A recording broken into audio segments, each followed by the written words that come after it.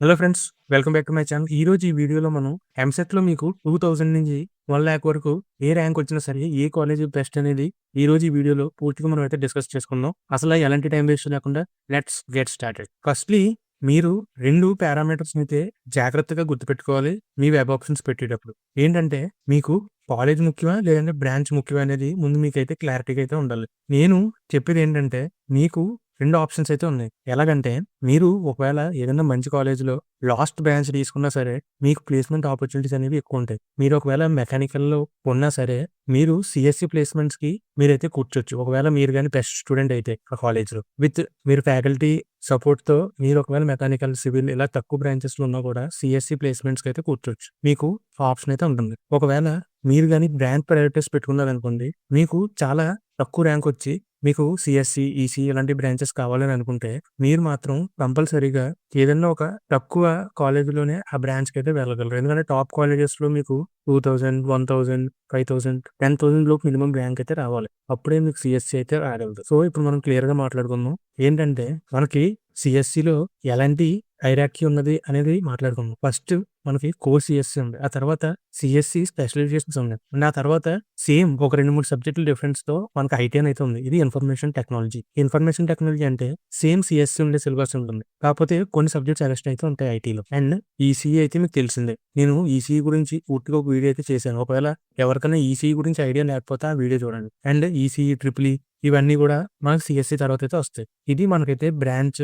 Hierarchy. ఇలా అయితే మీరు వెబ్ ఆప్షన్స్‌లో పెట్టుకోండి. ఒకవేళ మీకు కాలేజ్ ప్రయారిటీ అయితే. మీరు కాలేజ్ ప్రయారిటీ అయితే వెబ్ ఆప్షన్స్ ఎలా ఉండాలంటే first for suppose Andhra University అనుకోండి. మీ ర్యాంకు ఒక 500 లోపు వచ్చింది అనుకో. ఫస్ట్ ఆంధ్ర యూనివర్సిటీ మామూలు సీఎస్‌సి పెట్టండి. ఆ తర్వాత Andhra University CSC specialisation like AI పెట్టండి. ఆ తర్వాత డేటా సైన్స్ పెట్టండి. అలాగా సేమ్ అదే కాలేజ్ సెలెక్ట్ చేసి వేరే వేరే బ్రాంచెస్ అయితే పెట్టండి. అప్పుడు మీకు ఆ కాలేజ్ వచ్చే ఛాన్సెస్ మీకు నచ్చిన బ్రాంచ్‌లో మీకైతే ఎక్కువ ఉంటుంది. సో, ఈ విధంగా వెబ్ ఆప్షన్స్ పెట్టారంటే మీకు ఆ కాలేజ్ సెలక్షన్ రేట్ అనేది చాలా పెరిగిపోద్దనమాట. సో, అప్పుడు ఎదుటి వాళ్ళకి కూడా అర్థమవుద్ది. ఈ కాలేజు వీడు సెలెక్ట్ చేసుకుందామనుకున్నాడు. సో, ఇందులో ఏదో ఒక ఆప్షన్ వీడికి ఇద్దామని చెప్పి. సో, కాలేజ్ మీ ప్రయారిటీ అయితే ఇలా పెట్టండి. ఒకవేళ మీ ప్రయారిటీ బ్రాంచ్ అనుకోండి. నాకు ఏ కాలేజ్ వచ్చినా పర్లేదు. నాకు మాత్రం సీఎస్‌సీయే కావాలి. నాకు ఈసీఏ కావాలి. నాకు ట్రిపుల్ ఈఏ కావాలి అని అనుకుంటే మీరు ఎలా పెడతారంటే ఆంధ్ర యూనివర్సిటీ ఈసీఈ అండ్ ఆ తర్వాత జైంట్యూ ఈసీఈ అలాగా ఒక కాలేజ్ పేరు పెట్టుకొని ఆ బ్రాంచ్ పేరు అయితే పక్కన పెట్టండి. ఇలా పెట్టారంటే ఈ విధంగా మీకు బ్రాంచ్ అనేది అయితే ప్రయారిటీగా ఉంది. బ్రాంచ్ అనేది అయితే వస్తదనమాట. సో, మీకు ఇది అర్థమైంది కదా! వెబ్ ఆప్షన్స్ ఎలా పెట్టాలనేది. ఇప్పుడు మనకి 1000 నుంచి 10,000 ర్యాంక్‌లో ఉంటాయి. మీకు ఏ కాలేజెస్ వస్తాయి అనేది ఇప్పుడు చూసుకోండి. ఫస్ట్ గవర్నమెంట్ యూనివర్సిటీస్ గురించి మనం మాట్లాడుకుంటే మీకు జైంట్యూ కాకినాడ వస్తది. అండ్ మనకు వైజాగ్‌లో ఉన్న ఆంధ్ర యూనివర్సిటీ. ఈ కాలేజెస్‌లో మీకైతే సీట్ వస్తది. అది కూడా సీఎస్‌సి, ఈ సీఎస్‌సి స్పెషలైజేషన్స్ ఉంటాయి కదా! మెషిన్ లెర్నింగ్, డేటా సైన్స్ వీటిలో కూడా వస్తదనమాట. నెక్స్ట్ ప్రైవేట్ ఇన్‌స్టిట్యూట్స్ గురించి మనం మాట్లాడుకుంటే మీకు విటేపీ, ఎస్ఆర్ఎంఏపీ, గాయత్రి విద్యా పరిషత్ ఇది వైజాగ్‌లో ఉంది. సో, ఈ కాలేజెస్ అయితే మీకు వస్తాయి. అండ్ ఎస్ఆర్‌కేఆర్, భీమవరం, అనిట్స్ ఈ కాలేజ్ అన్నీ మీకైతే వస్తాయన్నమాట. సో, ఇవన్నీ ప్రైవేట్ కాలేజెస్ కింద మాట్లాడుకున్నాయి. అండ్ పైవైతే గవర్నమెంట్ కాలేజెస్. ఇవన్నీ మీకైతే వస్తాయన్నమాట. సో, 1000-10,000 ర్యాంక్ వచ్చినందుకు అస్సలు ఇబ్బంది ఏం లేదు. మీకు సీఎస్‌సి వచ్చేస్తది, ఈసీఈ వస్తది, ట్రిపుల్ ఈ వస్తది. ఇవి కూడా టాప్ కాలేజెస్‌లో అయితే మీకు వస్తది. So, no worries. Next second category 10,000 నుంచి 20,000 వరకు వచ్చిన వాళ్ళకి గవర్నమెంట్ కాలేజెస్ ఏవొస్తాయి, ప్రైవేట్ కాలేజెస్ ఏవొస్తాయి అనేది ఇప్పుడు క్లియర్‌గా మాట్లాడుకుందాం. ఫస్ట్ గవర్నమెంట్ కాలేజెస్ అయితే మీకు ఈ ఆంధ్ర యూనివర్సిటీలో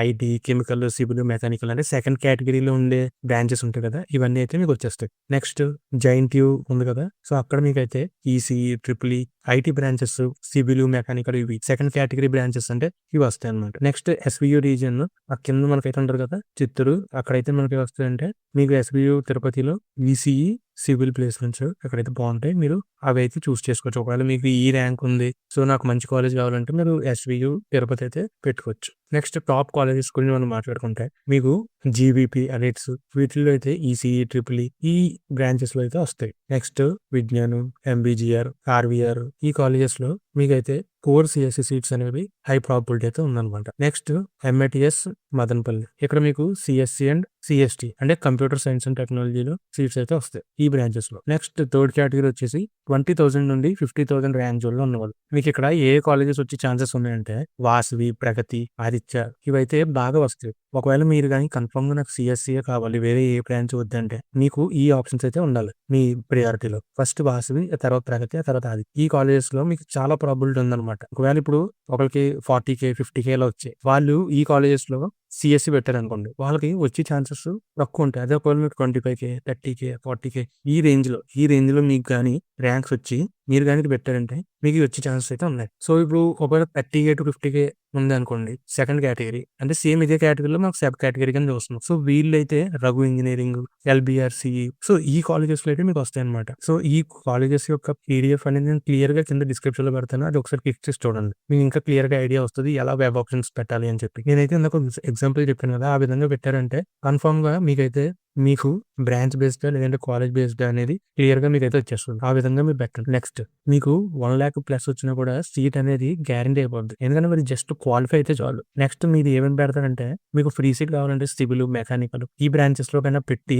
మీరు కార్పొరేట్ జాబ్స్ కోసం మామూలుగా ప్రిపేర్ అవ్వడానికి అయితే ట్రై చేయండి. ఈ మెకానికల్ సబ్జెక్ట్స్‌తో పాటు మీకు కొద్దిగా బర్డెన్ ఎక్కువ ఉంటది. కానీ మీరు కష్టపడ్డారంటే మీకు కార్పొరేట్ ప్లేస్‌మెంట్స్‌లో కూడా కూర్చోవచ్చు. ఇక్కడ మీ డిగ్రీ అనేది ఎప్పుడు మ్యాటరే కాదు. మీరు డిగ్రీ ఏది చేసినా సరే మీకు స్కిల్ ఉంది అంటే మీరు ఎవరైనా సరే ఏ బ్రాంచ్ నుంచి వచ్చినా సరే మీకు ప్లేస్‌మెంట్స్ అనేవి అయితే వస్తాయి సైడ్ కూడా. సో, మీకు ఇబ్బంది ఏం లేదు. ఒకవేళ మీకు మెకానికల్, సివిల్ ఇవి చదువుతున్నప్పుడు అవి ఇంట్రెస్ట్ కలిగితే మీరు వాటిలోనే టెక్‌ని ఇంటిగ్రేట్ ఎలా చేసి ఆ జాబ్స్‌కి ఎలా అప్లై చేయాలి అని చెప్పి కూడా మీరైతే ట్రై చేయొచ్చు. చాలా మంది సివిల్, మెకానికల్ చాలా తక్కువ బ్రాంచ్‌లు అని అంటూ ఉంటారు గానీ ఇప్పుడు నేను కూడా అన్నాను 2, 3 సార్లు. కానీ ఇప్పుడు మనకి మన బడ్జెట్ అయితే రీసెంట్‌గా రిలీజ్ అయింది కదా! మనకి most of the budget infrastructure వీటికి ఎక్కువైతే పెట్టారనమాట. అంటే మనకి ఈ బిల్డింగ్స్ వీటి కన్‌స్ట్రక్షన్‌కి బోలెడు కాంట్రాక్ట్స్ అనేవైతే ఉన్నాయి. కాబట్టి సివిల్ వాళ్ళకి అండ్ ఇప్పుడు మనకి కొత్తగా ఎలక్ట్రికల్ కార్స్ వీటిల గురించి అయితే మ్యానుఫ్యాక్చరింగ్ గురించి అయితే ఉంది. సో, సివిల్, మెకానికల్ ఇద్దరికీ మంచి డిమాండ్ అయితే ఉంది ఇప్పుడు. చాలా మంది అలా అనుకుంటున్నారు గానీ మీరు ఈ సివిల్, మెకానికల్ కూడా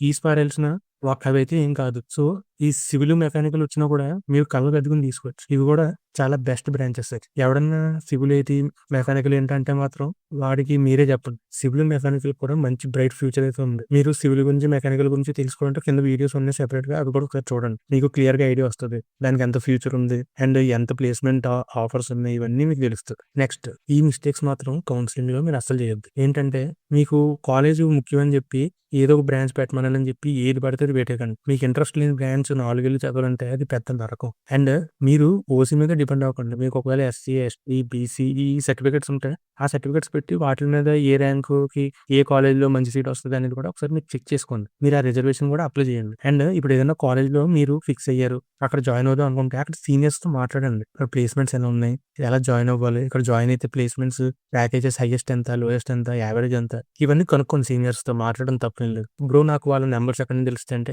లింక్డ్ఇన్‌కి వెళ్ళండి. లేదంటే ఇన్‌స్టాగ్రామ్‌లో మామూలుగా సెర్చ్ చేసి చూడండి. ఎవరైనా కాలేజ్‌ని ట్యాగ్ చేసి ఏమైనా పోస్టులు పెడతారు కదా! వాళ్ళకి మెసేజ్ పెట్టండి. పబ్లిక్ అకౌంట్స్ ఏవైతే ఉంటాయి. లేదంటే లింక్డ్ఇన్‌లో అఫీషియల్‌గా వెళ్లి వాళ్ళకి మెసేజ్ పెట్టండి. బ్రో నేను ఇలా జూనియర్‌ని ఎంసెట్ క్వాలిఫై అయ్యాను. మీ కాలేజ్ ఎలా ఉంటదో తెలుసుకుందాం అని చెప్పి మెసేజ్ పెడతానని చెప్పండి. ఎవరు మిమ్మల్ని అయితే తిట్టుకోరు. నచ్చితే మెసేజ్‌కి రిప్లై ఇస్తారు. లేదంటే వేరే వాళ్ళు చేయండి అలాగా. సో, ఈ విధంగా మీరు మీ కాలేజ్‌లో జాయిన్ అవుదాం అనుకున్నప్పుడు ఈ మెజర్స్ అనేవి మీరు తీసుకోండి. అండ్ వెబ్ ఆప్షన్స్ గురించి మీకు ఎలా చెప్పానో అర్థమైందని అనుకుంటున్నాను. ఒకవేళ అర్థం కాకపోతే ఒకసారి ఆ పోర్షన్‌లోకి వెనక్కి పెట్టుకొని వీడియో ఒకసారి చూడండి క్లియర్‌గా. అండ్ మీకు ఇంకా ఎలాంటి డౌట్స్ ఉన్నా కింద కామెంట్స్‌లో నాకు క్లియర్‌గా చెప్పండి. దాన్ని బట్టి నేనైతే ఇంకో వీడియో చేసి పెడతాను. మీరైతే వెబ్ ఆప్షన్స్ కూడా డేట్ అయితే వచ్చేస్తది. సో, దాన్ని బట్టి ఈ విధంగా వెబ్ ఆప్షన్స్ అయితే పెట్టుకోండి. మీకు చాలా బెనిఫిషియల్ అవుద్ది. అండ్ మీకు ఎలాంటి డౌట్స్ ఉన్నా కింద కామెంట్స్ చెప్పండి. అండ్ ఈ వీడియో నచ్చితే లైక్ చేయండి. అండ్ ఎంసెట్ రిలేటెడ్ వీడియోస్ మీ తాలూకా అన్ని ఇన్ఫర్మేషన్ అనేది నేను అప్డేట్ చేస్తుంటాను. సో, సబ్స్క్రైబ్ చేసుకొని ఉంచుకోండి. వచ్చే వీడియోస్ మళ్ళీ కలుద్దాం. Take care. Happy learning.